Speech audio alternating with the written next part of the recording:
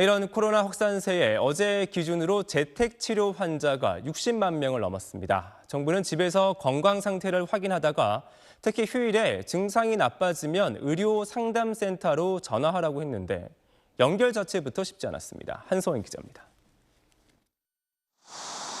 일요일 오후이지만 진료를 기다리는 환자들로 북적입니다. 쉬는 날 없이 운영하는 코로나19 원스톱 진료 기관인데 휴일에 문 여는 곳이 적어 환자가 몰린 겁니다. 이런 병원이 있는 지역은 그나마 상황이 나은 편.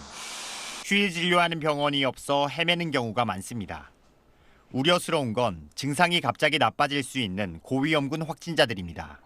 지난달까진 집중관리군으로 분류돼 하루 한 번 의료진의 전화 모니터링을 받았지만 지난 1일부터 대면 진료 중심으로 바뀌면서 중단됐습니다. 걱정되는 분들은 다시 연락드리고 확인하는 수밖에 없어요. 목소리 들어보고 호흡 제대로인 거 그런 거 다 확인을 할 수밖에 없어요. 대신 휴일에 증상이 나빠지면 의료상담센터로 전화하도록 안내했습니다. 하지만 상담센터 179곳 가운데 40곳에 전화해 봤더니 받는 곳은 14곳뿐입니다.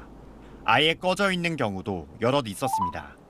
서울에는 센터가 3곳밖에 없는 등 지역 편차도 심하고 처방받더라도 일부 의약품 품귀 현상으로 약 조제에도 어려움을 겪고 있습니다. 이리저리 지금 구해서 간신히 하나 끝나면 또 다른 회사 거. 지금 이제 거의 정말 완전히 없는 상황. 정부는 오늘부터 감기약 신속 대응 시스템을 운영해 공급이 불안정한 10개 품목 관리에 들어갑니다. SBS 한성희입니다.